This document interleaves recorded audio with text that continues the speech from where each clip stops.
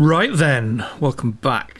Today, well, yes, we're doing another setup video, and for this, the missile, more commonly known as the 1998 GSX-R750 SRAD race modified bike. Now, I make no apologies for doing what I did, alright, which we'll come to in a minute. So we started off Okayama GP, medium soft tyres, put a setup in, and the time would have put us fourth on the leaderboards. Yes, we're getting smoked by 1000cc bikes, but what can you do? They're just how it is. Then we went to Kanto South. Yeah, I moans and groans, don't care. Would have gone third on the leaderboard. We had to go at Okayama, we went first on the time trial. We had to go at Kanto, we went first on the time trial. Now, all I had to do was just quell a bit of understeer, so I thought, well, I want somewhere long corners. Went to Snetterton on the 200 course. The 107 would have put us first on the leaderboard, so we went to Snetterton on the time trial on the 200 and put it first for the 750 race modified bikes. Then I thought, well, I need to test it because I could just be getting lucky, so I went to my favourite track at the minute, Alton Foster's, put a 56.090 in, which would have put us third. Guess what? Yeah, you know what's coming. We went to time trial and we went first on the leaderboard. So that's 4 tracks, 4 races, and 4 Xbox records on the leaderboards. Went to Interlagos just to mix it up a bit.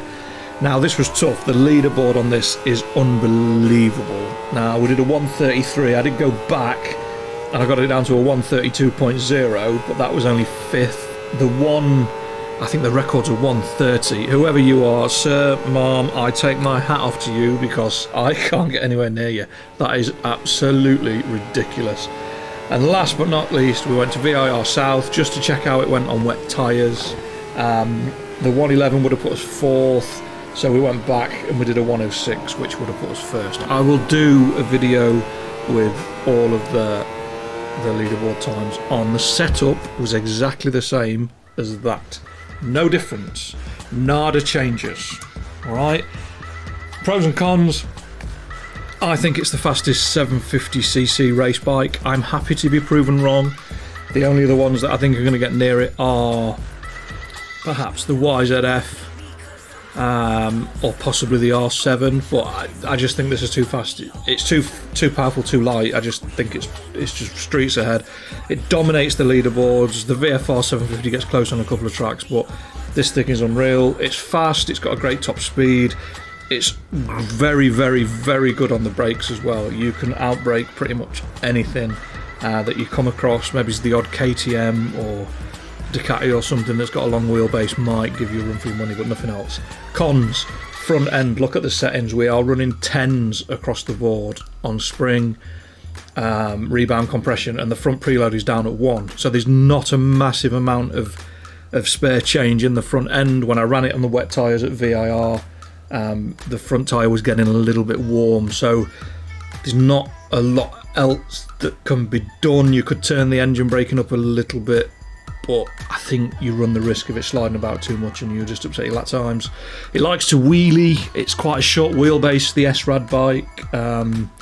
As much as the swing arm is actually a reasonable length, the wheelbase itself is quite small, the rider weight is quite far back, so it does like to wheelie. The anti-wheelie is on 2 pretty much constantly. Looks, do you know what? I was struggling for other cons, and I know beauty is in the eye of the beholder and all that jazz, but to me, the SRAD, some people think it's iconic. I'm not a massive fan of the big hump on the back of the seat. I think the styling of the bike is a little bit meh. I much prefer the 2001 onwards bike, but it is what it is. It's personal preference. Not to detract from what this bike can actually do, because it is an absolute weapon. It is seriously fast for a race modified 750. It tramples all over its contemporaries like the ZX7 and stuff like that. It just absolutely wallops them. But yeah, very, very, very good bike. But yeah, that'll do, I think. Don't need to do anything else. So thank you for watching. I really appreciate it. Don't forget to leave me a comment. Let me know if you've used it, what you think of it. If you have a crack at the leaderboards, let me know how you get on. A couple of them are quite sparsely populated, so again, take the opportunity to get your name up in lights. And that's it. thanks for subscribing, thanks for watching, thanks for everything. I know I keep saying it loads, but I mean it. I get a great deal of satisfaction from playing the games and making the videos, but the fact that people watch them and comment on them, and I know we're not smashing big numbers, but it's not about that. It doesn't matter.